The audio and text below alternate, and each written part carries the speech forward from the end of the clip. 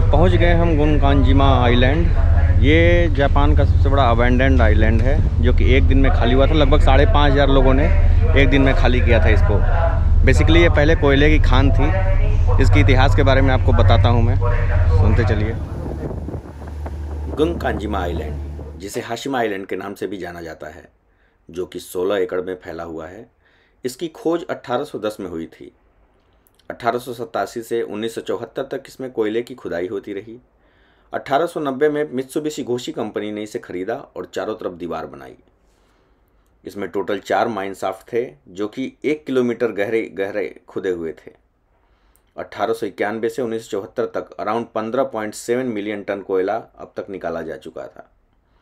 1916 में first concrete building का निर्माण हुआ, जिसमें apartment, school, kindergarten, hospital, town hall और कम्युनिटी सेंटर बनाए गए। एंटरटेनमेंट के लिए cinema hall, swimming pool, rooftop, shops, यहाँ तक कि पाचिंको पार्लर भी बनाया गया। 1930 में सेकेंड वर्ल्ड वॉर में कोरियन और चाइनीज़ प्रिजनर्स को फोर्सफुली यहाँ खदान के काम में लगाया गया। लगभग 1300 लेबर्स की यहाँ पे मौत हो गई खुदाई के दौरान। इसके बाद हाशिमा घोस्ट आइलैंड भी बोला जाने लगा इसे। 1974 में इसको बंद कर दिया गया और लगभग 5,274 लोगों ने एक साथ आइलैंड खाली किया।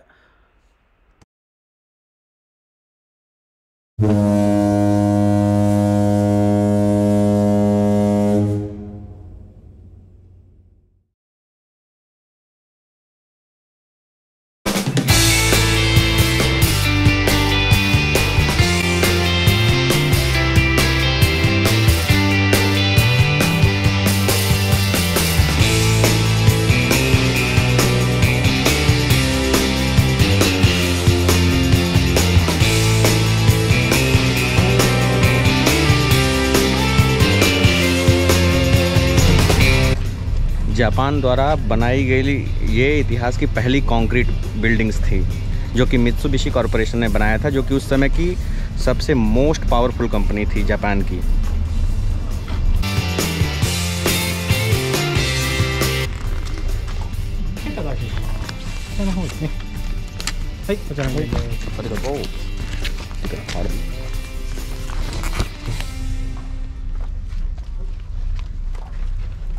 ये कंक्रीट की बिल्डिंग बनाई हुई पहली बिल्डिंग बनाई गई थी। अब देखिए, अभी तक जापान में सारी वही बनती हैं, कंक्रीट की बिल्डिंग्स नहीं बनती।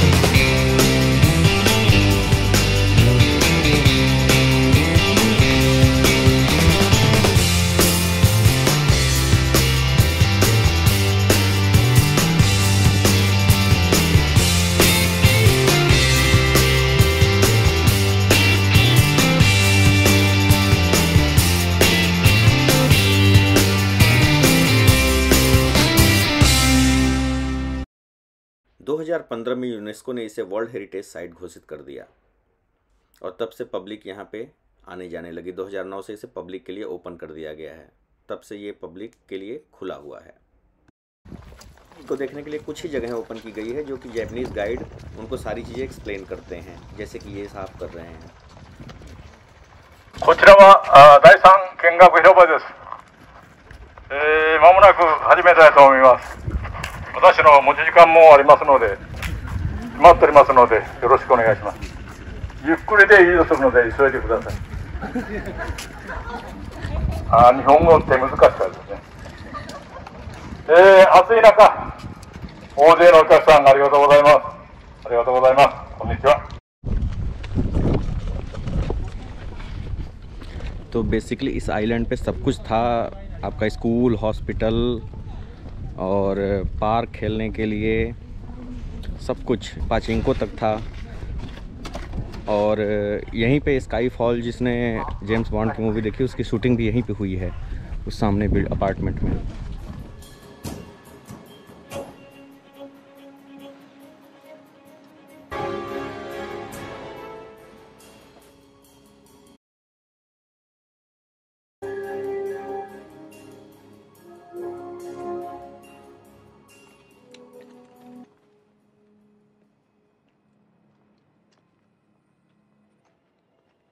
They abandoned it almost overnight. Wojtek dla nas I'm sorry.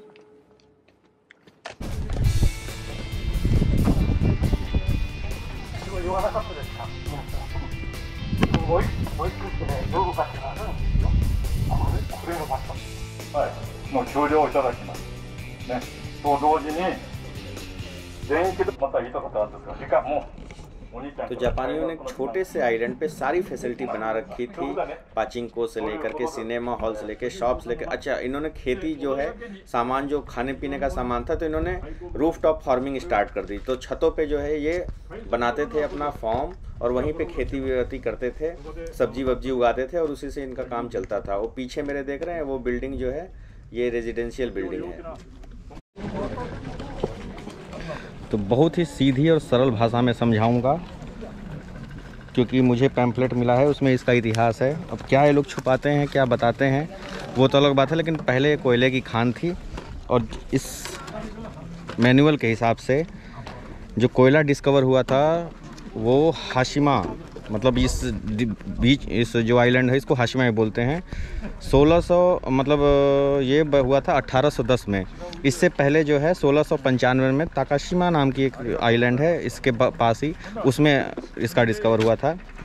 और 1869 में Nagasaki trading company Mitsui development of Hashima coal mine, जिन्होंने इनको ख़रीदा 1890 में, मित्सुबिशी कारपोरेशन की, उसने 1 लाख येन में हाशिमा को ख़रीद लिया इस आइलैंड को कोयला निकालने के लिए। एंड 1895 में शाफ्ट नंबर 2 ओपन किया गया, इसमें यही लिखा है। और सबसे लास्ट में 1974 में इसको बंद कर दिया गया, जिस वजह से 5,500 लोग कम से कम एक दिन में उन्होंने आइलैंड को छोड़ दिया। अब क्यों छोड़ दिया ये तो यही जाने।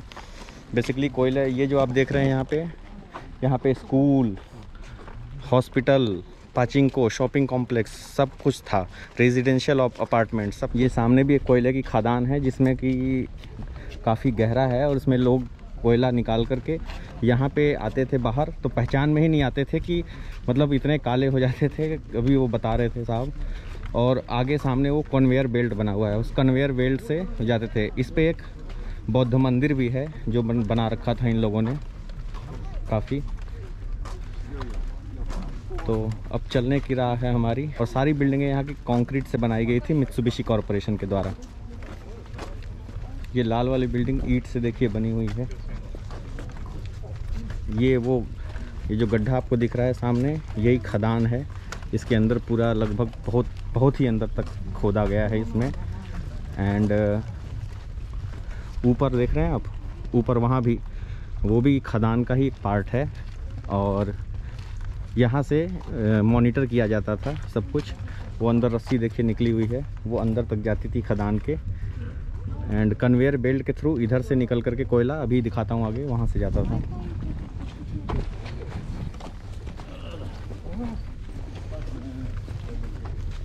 वो ऊपर टंकी है पानी की, जहाँ से पानी वानी सप्लाई होता था हर जगह। मतलब मित्सुबिशी ने सब कुछ बना रखा था यहाँ पे रहने के रेजिडेंशियल कॉम्प्लेक्स। वो सामने आप देखिए, वहाँ पे स्काई फॉल की शूटिंग हुई थी। वो जो रेजिडेंशियल अपार्टमेंट बना रखा है, जो यहाँ के लोग काम करते थे, जो लेबर में, उनके लिए बना रखा है। यहाँ से वो माइनिंग थी, वो बिल्डिंग। एंड कन्वेयर बेल्ट के थ्रू कोयला वहाँ से जाता था। वो सामने पिलर्स टाइप के दिख रहे हैं आपको, वो सामने पिलर टाइप के दिख रहे हैं, वहाँ से कोयला जाता था ऊपर तक। भी काम वाम लगा हुआ है ऊपर, अब देखेंगे तो ऊपर लोग टहल रहे हैं, काम कर रहे हैं। बाकी जो खदान है वो उसके अंदर होती थी, वो ऊपर। और वहाँ वो रेजिडेंशियल कॉम्प्लेक्स आपको दिख रहा है, वो रेजिडेंशियल कॉम्प्लेक्स था जहाँ की लोग रहते थे।